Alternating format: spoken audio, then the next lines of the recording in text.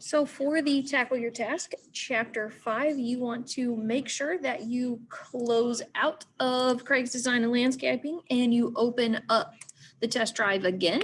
So go back to that test drive website, let it reload, and then we're going to go through that information on page 113. So first thing we're going to do is set up some bank rules. So we're going to go to the left-hand side, Banking and Rules. We're going to create a new rule. We're going to call the first one a rental. We want this transaction that's money out. And the category down here, we want equipment rental as that expense.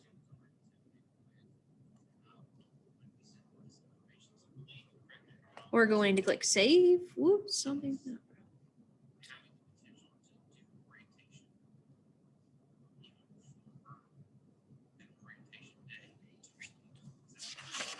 Oh, and then we need to enter in a rental for that condition. So make sure you enter that in. So we're going to call it a rental, money out.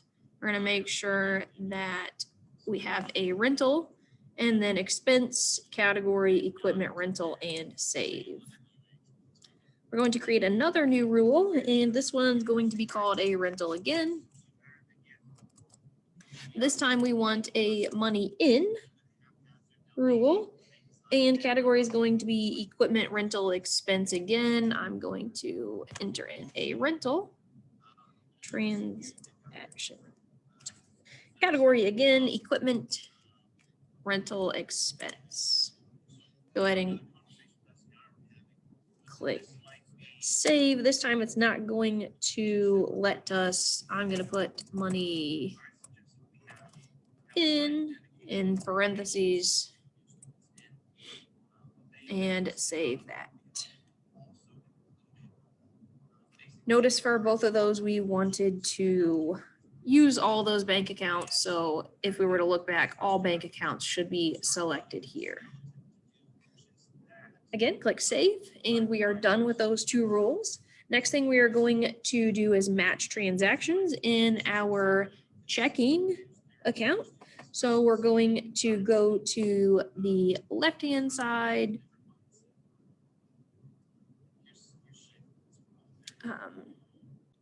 So we're going to go back to banking right here on the left-hand side. I'm going to exit out of that. If it shows up, just exit out of that. And then we're going to match all the green transactions, the one record found or rule indicated. There should be 17 of these. So one record found, I'm going to check mark here, 1, 2, 3, and just keep going.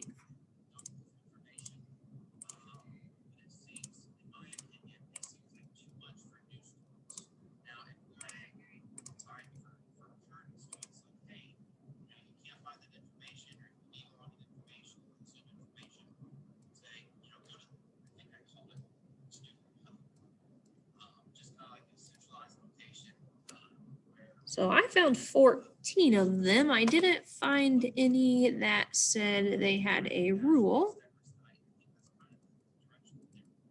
So those might have already been categorized for us. So we're going to go ahead and accept those. If we look at the categorize, you'll notice that there are already 3 in here. Those are the 3 that we were missing on that last step because they have automatically been added because we put that rule in there in the last step. So we're going to go back to the for review, and we have one green, one record found that needs to be matched. So we're going to match that one. And then we have one white one right here with 2 records found. And we're going to match that again. We want to make sure the date matches for the 1999. So we want that one right there that's already actually been selected for us. We don't want this cash expense from the 3rd. So we're going to match that one. Then we're going to do a little bit of fixing with these accounts here. So mahogany mugs is an uncategorized expense. We want to click that and change it to an office expense. Actually just going to go start typing office expenses, and add that. Next thing we want to change is the Philip Masonry. We want to edit that. We don't want it in office expenses. We want job expenses. And then underneath that, we want to select job materials. So job materials for that one, click add. Hicks Hardware, we're going to change it to supplies.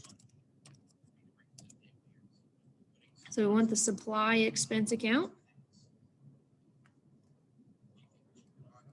And click add. Books by Bessie, we want to change that to bookkeeper. It says there's going to be 2 of those, so we're going to do both of those.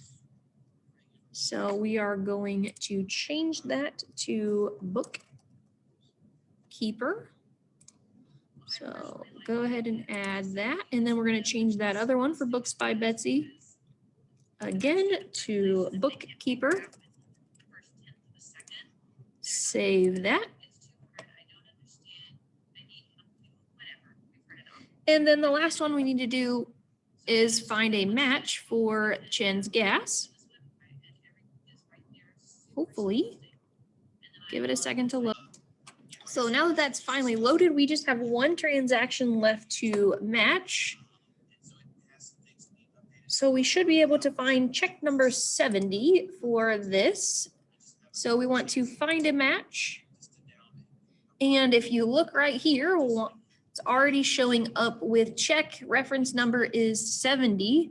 So that actually just needs saved here.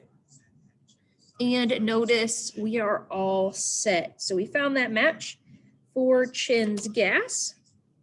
And now we need to reconcile the account. So we're going to go up to the gear menu. Underneath tools is reconcile. Get started. Let's do it. And now we're going to select the account that we want to reconcile. So we want our checking account. If you pull up the bank statement that we're supposed to reconcile with, is Ch5 bank statement in your Chapter 5 folder. Here is the bank account that we need to reconcile. Notice our ending balance right here is what we're going to type into the ending balance down here. So ending balance $1,561.04. The ending date, we're just going to pick today's date and then select Start Reconciling.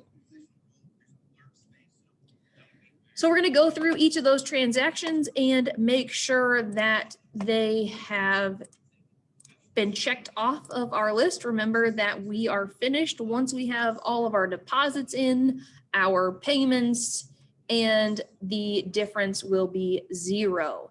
So take a moment and do that. I'm going to pause the video while I go through and check all those. I want you to do the same. So I have gone through that statement and went ahead and check mark all of these transactions that match this bank statement. Again, here's that bank statement that I'm using, again, from the Chapter 5 folder. So I've matched all of those. And notice my difference right here is 0. Your payment should match the total debits part of that bank statement, and your deposit should match the total credits. So once that, again, that difference is 0, we're going to click Finish Now and finish that reconciliation. So we're going to click Done. And now we need to prepare the profit and loss report. So go to Reports on the left-hand side. We want to search for profit and loss. We're going to run that report for all dates. So we're going to change the heading at the top to all dates. We're going to click Run Report.